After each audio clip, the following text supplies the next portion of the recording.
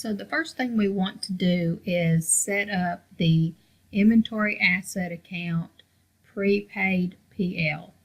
So you can call this whatever you want, but I'm calling it prepaid PL.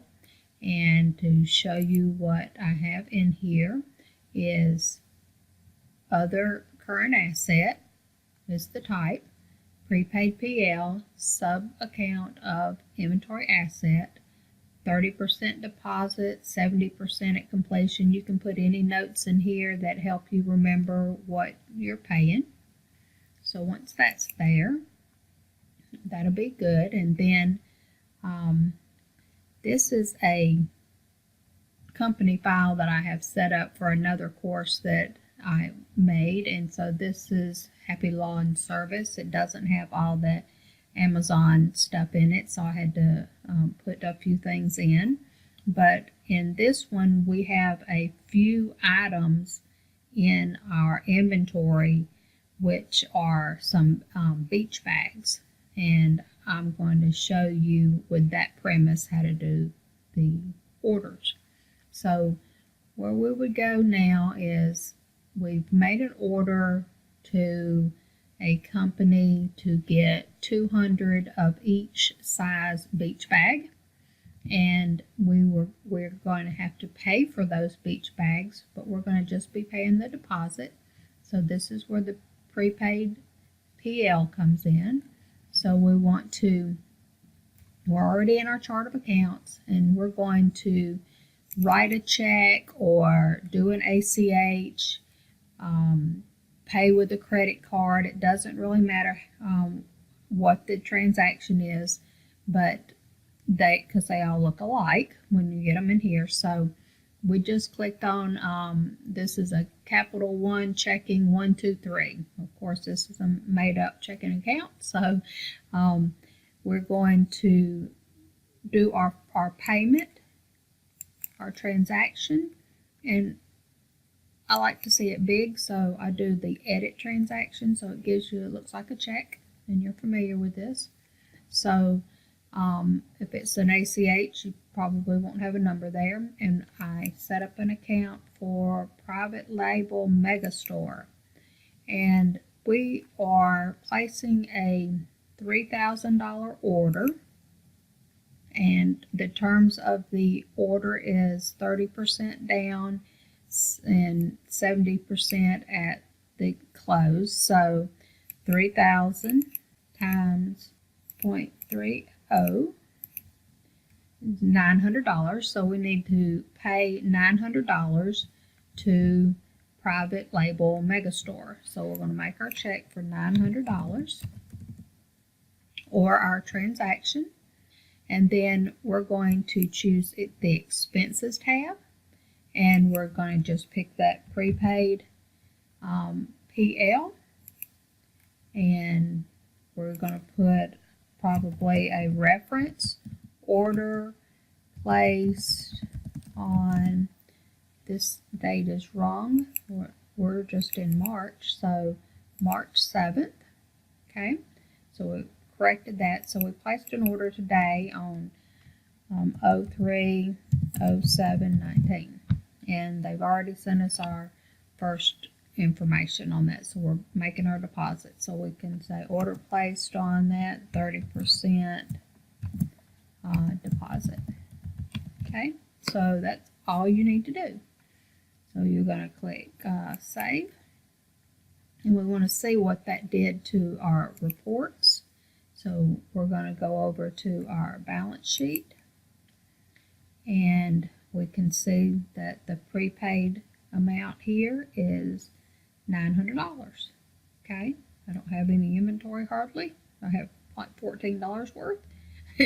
So that's why I chose this, so you can see how it changes easily and quickly. Okay, so then what we would want to do is we're going to send that money off, and we're going to wait. We're going to wait for them to build our product, and about 2 months later, they're going to have it ready for us. So we'll go May 7th or thereabouts. We have the balance of the $3,000 that we need to pay to private label Megastore. And if we leave it just like this, everything's going to go in this asset account. So we want to right click and edit the check.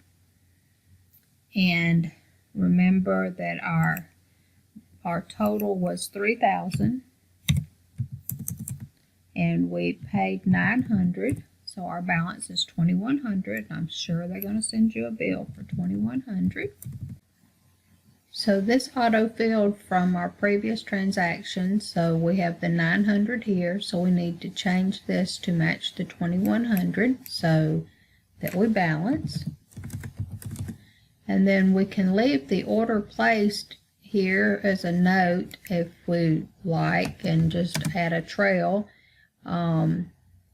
Completion balance 70%, and so this is what we're adding to it, and we're going to let it fall into the prepaid again because we do not have the inventory yet. We're waiting for it to be shipped to us. So once we send this payment, they should release it and send it on to us. In the meanwhile, we'll look to see how that affected our reports. And we'll go back to our standard balance sheet, and we need to change this to May because remember we are going forward in time. So now we have the $3,000 that we have paid in the prepaid, and $14 is still up there in the FBA. Now, as soon as the product comes in, we will do our final transaction. So we will go back to our list, our chart of accounts, our checking account, and maybe we'll be generous and say a week later we get our product in. So we're going to right click, open this up, and we're going to do private label, just so we can kind of keep that all together. We're going to make a 0 transaction this time because what we're wanting to do now is we want to move this $3,000 that we had set up. We want to credit $3,000, which is that order. Okay, order 3/7/19 received. Okay, so we're going to credit that $3,000 back there, and we're going to use our items here, and we're going to put those items into inventory. So this is how the quantity on hand gets put in. Okay, so our large beach bags, 200. Our medium beach bags, we got 200 of those. And then our small beach bags, we got 200 of those. So now we have 3,000 in items and 3,000 credit to the prepaid. Okay, so now we're going to close that. And we'll look at our reports. And again, we have to fix that date. And this time we're going to make it the 14th because that's when that transaction happened. And we'll refresh.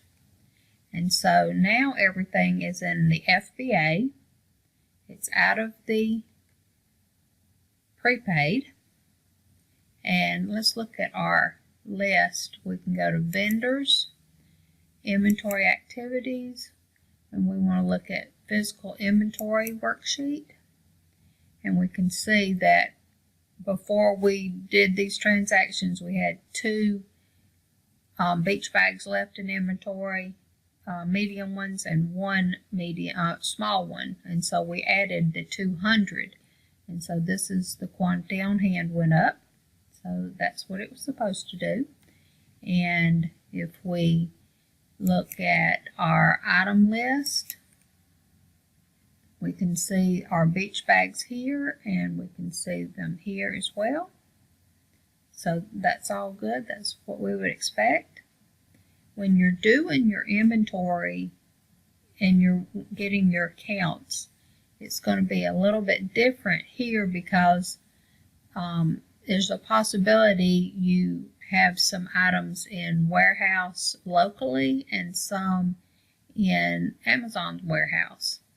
So when you're doing your inventory and you pull your quantity on hand here, you may need to add the quantity that you have in your warehouse with the quantity that is at Amazon to get this quantity.